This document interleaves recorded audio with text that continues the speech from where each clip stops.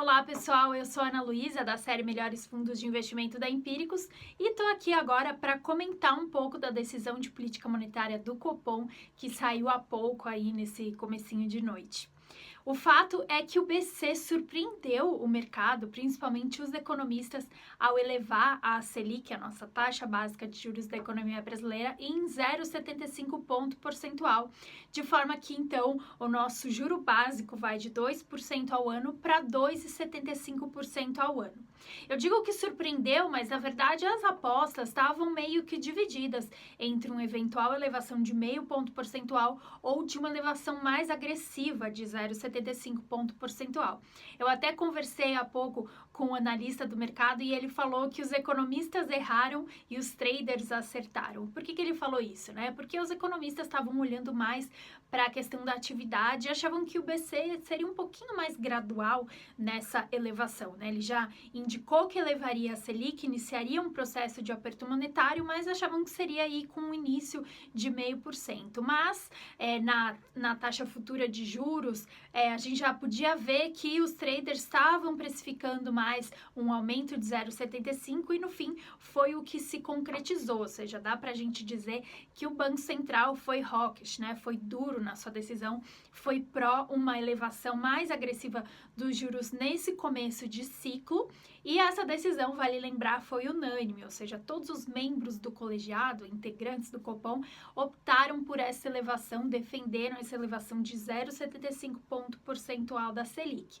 É a primeira vez em quase 6 anos que o Copom estabelece aí um aumento da Selic. A gente vinha há anos num processo de corte ou manutenção, né? O mercado até brinca e fala que ultimamente o Copom mantia, né? Eles falam assim, o Copom manteu, até virou uma piadinha interna aí no mercado, mas dessa vez ele não manteu, ele surpreendeu com essa alta de 0,75 ponto percentual da Selic.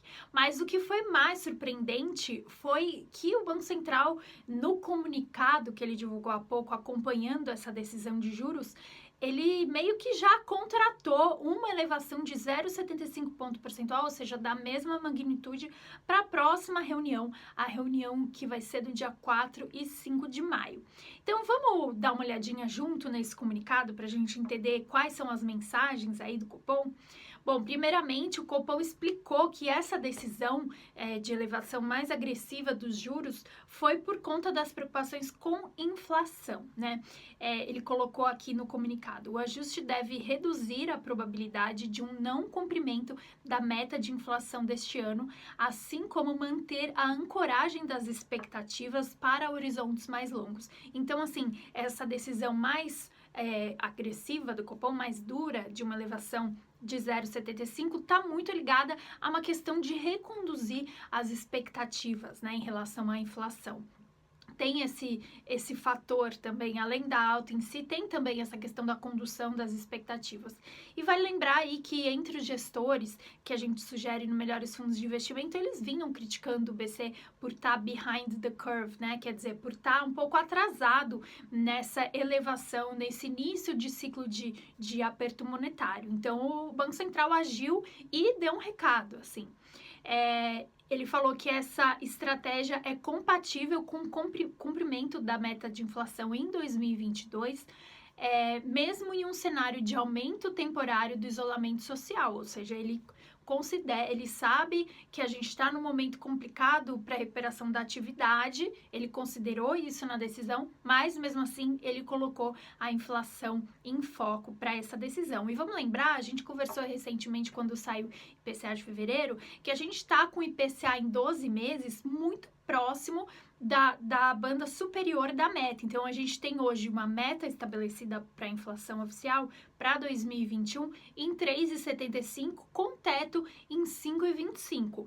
Pelo último dado do IPCA, a gente está perto do teto, acumulado em 12 meses está aí em 5,20%, ou seja, isso acendeu um alerta para o Banco Central.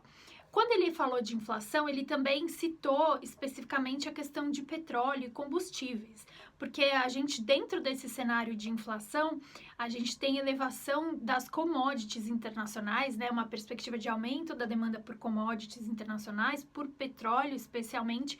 Isso tem elevado os preços e as expectativas de preços para petróleo, e isso afeta muito o preço dos combustíveis aqui.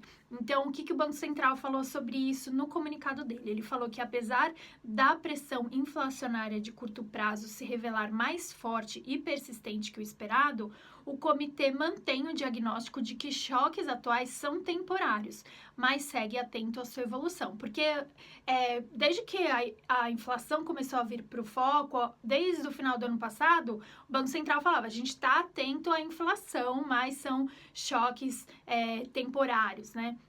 Então, ele colocou isso, mencionou isso, mas falou que está atento a essa evolução. E quando a gente fala aí do recado para maio, né? Porque agora o mercado vai reagir amanhã, a bolsa vai reagir a essa decisão, os papéis de bancos provavelmente vão subir, mas o mercado já olha para frente, então ele está olhando para a continuidade desse ciclo, né? Hoje foi só o primeiro aumento. Então, o que nos reserva aí para a reunião de maio? Ele falou que, sobre maio, quando ele mencionou, meio que contratou uma elevação nessa mesma magnitude de uma elevação de 0,75 ponto percentual, ele falou também que vai depender, é lógico, da evolução da atividade econômica, do balanço de risco e das projeções de expectativas para a inflação. Sobre atividade, né? Porque muita gente questiona, tá bom, o Banco Central está preocupado com a inflação, elevou a Selic nessa magnitude, mas, poxa, a gente tem São Paulo aí num lockdown, né? A gente tá vendo noticiário envolvendo vacina aí muito moroso. Será que a atividade, o isolamento não vai conter muito essa atividade, pode ser ruim para a atividade? Sobre atividade especificamente, o BC falou o seguinte, que ele considera que é uma recuperação consistente na economia, ele usou essa palavra consistente, levando em conta o PIB do quarto trimestre, mas ele lembrou que também que não estão claros os efeitos da piora da pandemia no país esse ano. Ele falou exatamente com essas palavras. O agravamento da doença pode atrasar o processo de recuperação econômica, produzindo trajetória de inflação abaixo do esperado. Por outro lado, um prolongamento das políticas fiscais de resposta à pandemia que piore a trajetória fiscal do país ou frustrações em relação à continuidade das reformas podem elevar os prêmios de risco. Então, quando ele fala do cenário de risco, ele citou essa questão de risco fiscal, algo que o mercado tem colocado muito no preço, principalmente nos juros futuros, né? A gente vê as expectativas de juros futuros, os juros mais longos, precificando muito esse risco em relação ao fiscal. Então, sobre Copom, que a gente teve aí, a gente junto deu uma desmembrada nesse comunicado, estamos falando sobre a próxima reunião de maio, mas antes de despedir, eu queria só dar um encerramento aqui sobre a nossa super quarta, né? Hoje a gente teve a super quarta, que é quando o mercado chama quando tem decisão de política monetária aqui no Brasil e lá nos Estados Unidos, e hoje o Federal Reserve foi o oposto do que foi o Copom. Se o Copom foi duro e surpreendeu ao estabelecer uma elevação de 0,75 ponto percentual maior do que o mercado, do que os economistas esperavam.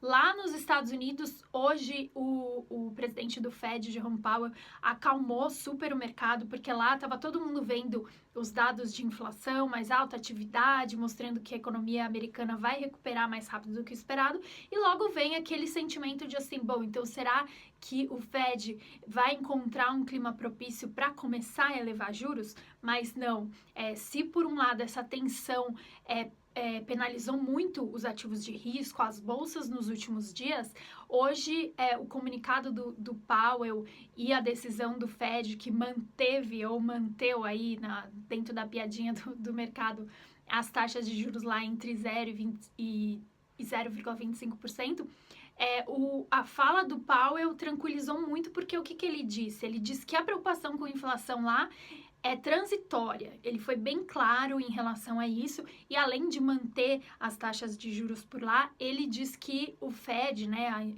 a autoridade monetária, vai continuar dando o suporte, o auxílio necessário até que a economia americana recupere o pleno emprego e a atividade se recupere de forma consistente. Ele até falou lá no discurso dele que alguns setores estão muito combalidos aí, então ele, ao acalmar o mercado, e o Fed também colocou a questão de manter o juro baixo por muito tempo, pelo menos ao longo de 2021.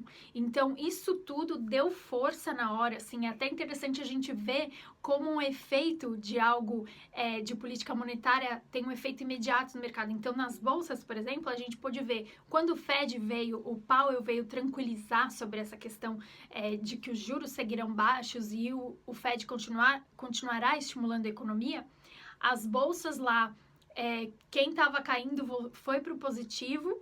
Aqui o Ibovespa conseguiu pegar carona nessa recuperação em Wall Street e no final a gente fechou aí com alta de mais de 2% para o nosso Ibovespa, as bolsas em Nova York também.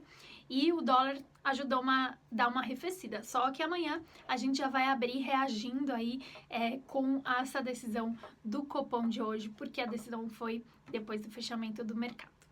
Então é isso, espero que tenha ficado bem claro para vocês aí as decisões de política monetária do dia e se tiver mais sugestão de temas para a gente tratar, por favor, comenta aqui embaixo. Tchau e até a próxima!